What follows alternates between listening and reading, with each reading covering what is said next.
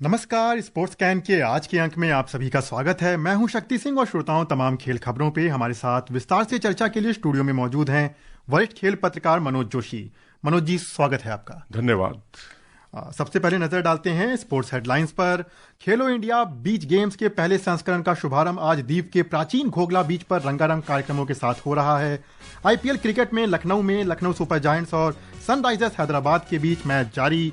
BCCI सचिव देवजीत सेकिया ने कहा, एशियाई क्रिकेट परिषद के आयोजनों में भागीदारी से संबंधित कोई भी मामला किसी भी स्तर पर चर्चा के लिए नहीं आया है। और भारतीय फुटबॉल टीम ने सैफ अंडर 19 फुटबॉल चैंपियनशिप का खिताब जीता।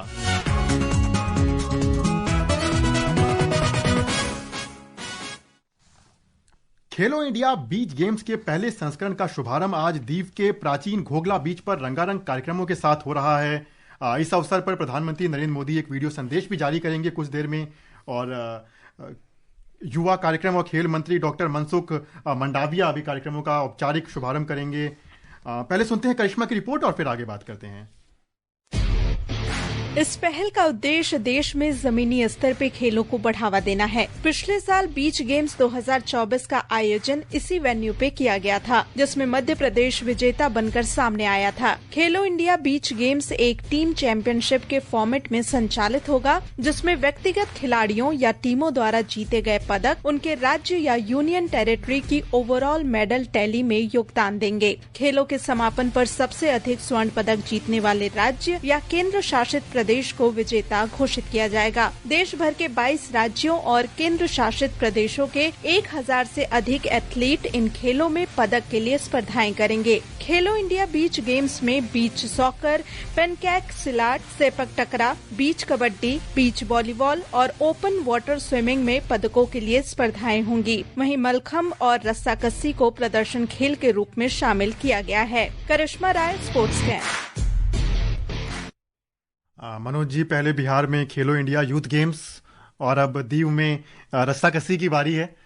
जी हाँ, बिल्कुल। और रस्साकस्सी की तो एक इवेंट भी है और जो आपने एक प्रतीक के तौर पर इसका जिक्र किया, देखिए बहुत अच्छी बात है। ये खेल मंत्रालय का या भारत सरकार का जो पहल है ग्रास रूट लेवल पर उठाने की, ये बहुत ही काबिले तारीफ है। आप ये देखिए कि अब जो ऐसे इवेंट्स जिसमें भारत की विशेष तौर पर कोई खास पहचान नहीं है इन खेलों में, वहां पर मेडल जीतना। आप देखिए एक इंडोनेशिया की मार्शल आर्ट है पेनकॉक सिलट, उसको भी शामिल किया गया है।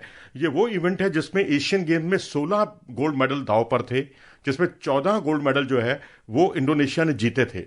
तो इसके अलावा आप मलखम्ब देखिए, मलखम्ब 1936 के बर्लिन ओलंपिक खेलों में इसको एक नुमाइशी खेल के तौर पर शामिल किया गया। बीच कबड्डी और बीच वॉलीबॉल के खिलाड़ियों को हम देखते रह जाते हैं वो पदक जीतते हुए। अब आने वाले समय में हम उम्मीद कर सकते हैं कि वो पदक हमारे गले में भी, हमारे खिलाड़ियों के गले में भी देखने को मिलेंगे। तो ये एक बहुत अच्छी पहल है। और ओपन वाटर स्विमर लंबी जो रेस होती है 10-10 किलोमीटर की, उसमें प्रतिभागी जो है इसमें भाग लेते हैं। तो बहुत अच्छे रिजल्ट्स आएंगे आने वाले समय में और ग्रास रूट लेवल पर कई प्रतिभाएं आपको दिखेंगी। बिल्कुल, ये बहुत बड़ा अवसर है ऐसे खिलाड़ियों के लिए जो इन तरह के खेलों से आते हैं। आयोजन स्थल की अगर बात की जाए, हम देखते हैं यहाँ पे दीव को मौका दिया गया इतने बड़े खेलों के आयोजन के लिए। इसके पहले बिहार को एक बड़ी जिम्मेदारी दी गई यूथ गेम्स के लिए। छोटे शहरों में खेलों का बुनियादी ढांचा, वो इंफ्रास्ट्रक्चर बनाने के लिए कितना महत्वपूर्ण होता है? देखिए, जितने भी नेशनल गेम्स हुए हैं उसके जरिए वहां पर इंफ्रास्ट्रक्चर या ये ढांचागत सुविधाएं जो हैं वो मुहैया हुई हैं, चाहे वो हैदराबाद हो, चाहे रांची हो या अन्य सेंटर्स हो, आपका मुंबई और पुणे हो। पुणे के अंदर वो सुविधाएं नहीं थी, आज आप वहां देखेंगे तो एक विश्व स्तर की सुविधाएं वहां मुहैया हो गई हैं। तो अब ये जो अभी यूथ गेम्स हुए, फिर यूनिवर्सिटी गेम्स होंगे, फिर उसके बाद जो ये बीच इवेंट्स जो हैं, जहां पर हम बिल्कुल जिसे कहते हैं हमने सरेंडर कर दिया था पिछले वर्षों में, आत्मसमर्पण जिसे आप कहते हैं, अब हम इसमें भी हमारा कंपटीशन में हम लोग सक्रिय रूप से भागीदारी हमारी बढ़ेगी और हम पदकों की उम्मीद कर सकेंगे आने वाले वर्षों में। जी बिल्कुल, हम लोग चाहेंगे कि आने वाले समय में बड़े स्तर पे ओलंपिक और कॉमनवेल्थ जैसे खेलों के स्तर पे यही खिलाड़ी निकल करके भारत के लिए पदक लेकर के आएं। बात करते हैं क्रिकेट की। आईपीएल क्रिकेट में आज लखनऊ सुपर जायंट्स और सनराइजर्स हैदराबाद के बीच मैच जारी है। हैदराबाद ने टॉस जीतकर पहले गेंदबाजी करने का फैसला किया है और ताजा समाचार मिलने तक लखनऊ ने 14वें ओवर में 2 विकेट के नुकसान पर 134 रन बना लिए हैं। आज का मैच लखनऊ 7वें नंबर पर है अंक तालिका में और हैदराबाद 8वें स्थान पर है। जी हाँ, बिल्कुल। और मैं तो कहूंगा कि हैदराबाद तो बाहर हो गया है, लेकिन लखनऊ की उम्मीदें भी बाकी टीमों पर भी निर्भर है। तीनों मैच उसको जीतने पड़ेंगे। तीनों मैच जीतने के अलावा ये भी दुआ करनी होगी कि उसका नेट रन रेट भी सबसे अच्छा हो, जो बहुत मुश्किल है क्योंकि मुंबई बहुत ऊपर चल रहा है, क्योंकि जगह एक ही खाली है और उसमें दावेदार 3-3 है, मुंबई, दिल्ली और लखनऊ सुपर जायंट। और उसके अलावा एक और भी बात है कि आपको ये भी दुआ करनी होगी कि जो मुंबई है और दिल्ली है वो अपने दोनों मैच ना जीतें। अगर कोई दोनों मैच जीत गई, दोनों में से कोई भी टीम, तब भी लखनऊ बाहर हो जाएगा, तब भी उसके लिए कोई चांस नहीं रहेगा। इफ एंड बट्स का खेल है। लेकिन आज मुझे अच्छा लगा कि जिस तरह से मिचेल मार्श जो है एक गैप के बाद आए हैं और बहुत शानदार बल्लेबाजी उन्होंने आज की है। जिस तरह से पावर प्ले में जो रन बटोरे, 69 रन इन्होंने बटोरे हैं और अब तक इस साल का जो सर्वाधिक स्कोर था उनका पावर प्ले का मुंबई इंडियंस के खिलाफ, उसकी बराबरी कर ली है। और मार्करम के साथ सेंचुरी पार्टनरशिप की इन्होंने पहली बार इस आईपीएल में, तो ये अपने आप में काबिले तारीफ है। और वहीं अच्छी बात है कि 2 वे ट्रैफिक दिखाई दे रहा था। ऐसा नहीं था जैसे आपने कल मैच में देखा होगा कि एक तरफ से रन बन रहे थे पावर प्ले में और शुभमन गिल अपने आप को रोके हुए थे, लेकिन यहां 2 वे ट्रैफिक था। दोनों पावर प्ले में सक्रियता के साथ बड़े बड़े शॉट खेल रहे थे। जी मनोज जी, आपने कल के मुकाबलों की बात की, हम भी कल के मुकाबलों की बात करते हैं। कल आईपीएल में 2 मुकाबले खेले गए, जहां गुजरात टाइटंस ने दिल्ली कैपिटल्स को 10 रन से हरा दिया। वहीं दिन में खेले गए एक मैच में पंजाब किंग्स ने राजस्थान रॉयल्स को 10 रन से हरा दिया। सुनते हैं एक रिपोर्ट। साई सुदर्शन और शुभमन गिल की तूफानी बल्लेबाजी की बदौलत गुजरात टाइटंस ने दिल्ली कैपिटल्स को 200 रन के लक्ष्य को बड़ी आसानी से बिना विकेट खोए हासिल कर लिया। साई सुदर्शन ने 61 गेंद पर शानदार 108 रन की और कप्तान शुभमन गिल ने 53 गेंद पर 93 रन की नाबाद पारी खेली। दिल्ली के अरुण जेटली स्टेडियम में गुजरात के दोनों सलामी बल्लेबाजों की इस अटूट दोहरी शतकीय साझेदारी ने अपनी टीम को अंक तालिका में शीर्ष पर पहुंचाकर टीम का प्लेऑफ का टिकट पक्का कर दिया। साई सुदर्शन को उनकी शतकीय पारी के लिए प्लेयर ऑफ द मैच चुना गया। इससे पहले दिल्ली कैपिटल्स ने ओपनिंग करने आए केएल राहुल की 65 गेंद पर 112 रन की नाबाद शतकीय पारी की बदौलत निर्धारित 20 ओवर में 3 विकेट पर 199 रन बनाए। गुजरात के लिए प्रसिद्ध कृष्णा, अरशद खान और साई सुदर्शन ने एक एक विकेट लिया। इससे पहले एक अन्य मैच में जयपुर में पंजाब किंग्स ने राजस्थान रॉयल्स को 10 रन से हरा दिया। 220 रन के लक्ष्य के जवाब में राजस्थान की टीम निर्धारित 20 ओवर में 7 विकेट पर 209 रन ही बना सकी। राजस्थान की ओर से ध्रुव जुरेल ने 53 और यशस्वी जायसवाल ने 50 रन की पारी खेली। पंजाब के लिए हरप्रीत बरार ने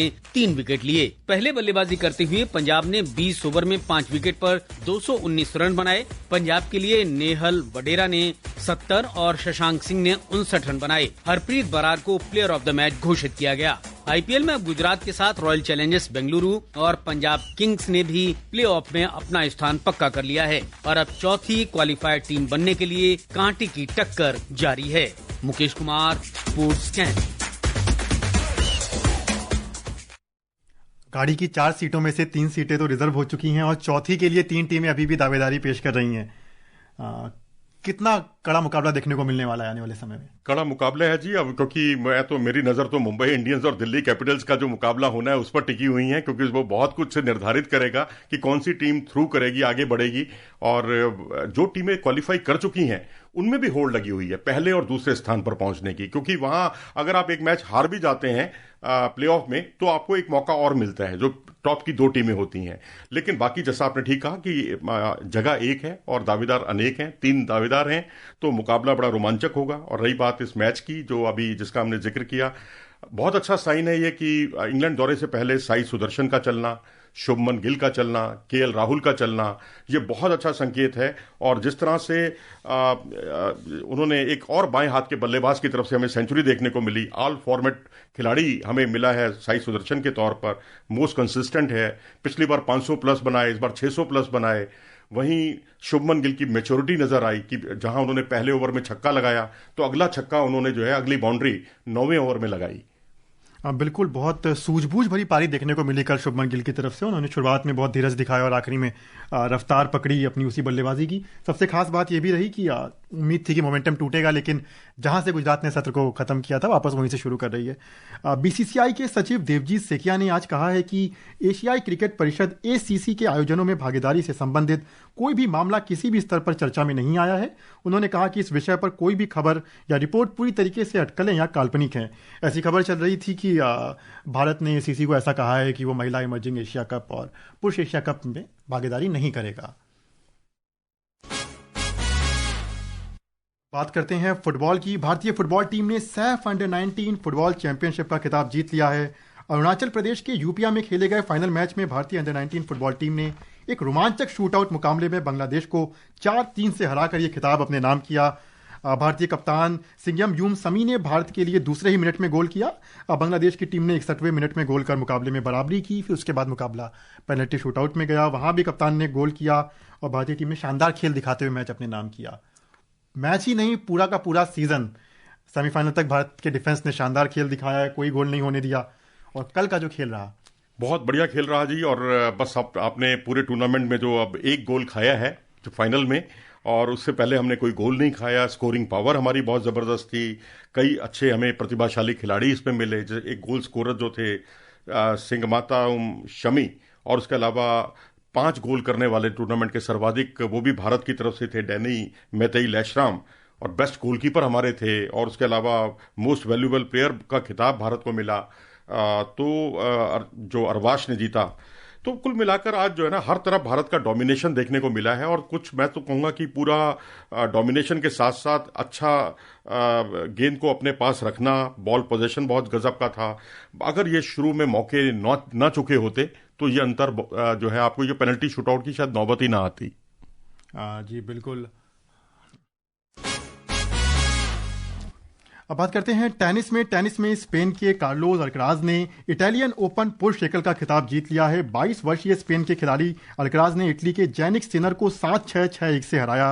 रोमांचक मुकाबले में अल्कराज ने पहले सेट में धैर्य बनाए रखते हुए पहले 2 सेट पॉइंट बचाए। दूसरे सेट में काफ़ी हावी खेल उन्होंने दिखाया, काफ़ी एग्रेसिव खेल दिखाया और लगातार 26 मैचों की जो जीत का सिलसिला था उसको तोड़ते हुए उन्होंने ये खिताब अपने नाम किया है। उनके करियर का ये 19वां टूर लेवल ट्रॉफी है और 7वां ATP मास्टर्स खिताब है। तो ये बहुत बड़ी बात है जो आपने जितने अच्छे आंकड़े दिए। और मैं तो कहूंगा कि दोनों के बीच ATP टूर जो अगर आप देखते हैं तो 11 मुकाबलों में से 7 में जीत अल्कराज के नाम रही है। और एक ऐसा खिलाड़ी जो फ्रेंच ओपन का खिताब जीत चुका हो, विंबलडन 2 बार जीत चुका हो, US ओपन 1 बार जीत चुका हो, और उनका जो चिर प्रतिद्वंदी है इस वक्त जैनिक सिनर, उनके साथ मुकाबले उनके बहुत ही रोमांचक होते हैं। और हमने इनका US ओपन क्वार्टर फाइनल देखा था जब 5 सेटर चला था वो मुकाबला। एक मैच पॉइंट भी बचाया था अल्कराज ने, और एक मैच पॉइंट बचाने के बाद वो जीते थे उस मुकाबले को। बिल्कुल, टेनिस की जगत को एक नया सितारा मिलने जा रहा है, कहा जा सकता है। और अंत में बात करते हैं टेबल टेनिस वर्ल्ड चैंपियनशिप 2025 की, जहां भारत की मनिका बत्रा और मानव ठक्कर ने सिंगल्स मुकाबलों में शानदार शुरुआत की है। 22वीं सीड मनिका ने नाइजीरिया की फातिमा बेल्लो को एक तरफा मुकाबले में 4-0 से हराया। मनिका बत्रा शुरुआत में थोड़ी सी टूर्नामेंट में मुझे लगता है कि लय से बाहर दिख रही थी, वापस अब देखो जी, अब उनके पास इतना तजुर्बा हो गया है कि अब वो शुरुआती अगर गलतियां करती हैं तो उस पर बहुत जल्दी निजात पा लेती हैं। यही उनके खेल की बहुत बड़ी विशेषता है जो उन्हें वाकई इस वक्त जितने भी टेबल टेनिस के प्लेयर्स हैं उनसे बिल्कुल अलग साबित करती है। और वहीं मानव ठक्कर ने न्यूजीलैंड के टिमोथी चोई को 4-1 से मात दी। उन्होंने भी काफ़ी बड़े मार्जिन से हराया है। अगर मिक्स डबल्स की बात की जाए तो मनुष शाह और दिया चितारे की जोड़ी ने अल्जीरिया की जोड़ी को 3-0 से हराया। तो काफ़ी बड़े अंतर देखने को मिल रहे हैं सभी मैचों में। और भारतीय खिलाड़ी की परफॉर्मेंस पे क्या कहेंगे? देखिए, निश्चित तौर पर मैं कहूंगा कि टेबल टेनिस में अब वो दौर नहीं रहा कि हम लंबे समय तक सिर्फ अपनी उपस्थिति दर्ज करने के लिए जाते थे। अब हम जीतने के लिए जाते हैं और क्वार्टर फाइनल से आगे बढ़ना भी हमारे खिलाड़ियों को आ गया है। अब बखूबी उसके लिए आधुनिकतम सुविधाओं को पर बहुत ज्यादा जोर दिया गया है, कैंप्स लग रहे हैं रेगुलर। तो अब निश्चित तौर पर मैं कहूंगा आगे आने वाले समय में टेबल टेनिस का भविष्य काफी उज्जवल है। जी बिल्कुल। और इसी प्रतियोगिता में हरमीत देसाई और यशस्विनी ने भी 2-0 की बढ़त के साथ फ्रांसीसी जोड़ी को 3-2 से हराया। और श्रोताओं, अब समय हो गया है आप सभी से विदा लेने का। कल इसी समय फिर मुलाकात होगी खेल जगत की तमाम खबरों के साथ। मनोज जी, आप स्टूडियो में आए, तमाम खेल खबरों पर हमसे विस्तार से चर्चा की, आपका बहुत बहुत धन्यवाद। धन्यवाद। और श्रोताओं, इसी के साथ मुझे और स्पोर्ट्स कैन की पूरी टीम को अनुमति दीजिए। नमस्कार।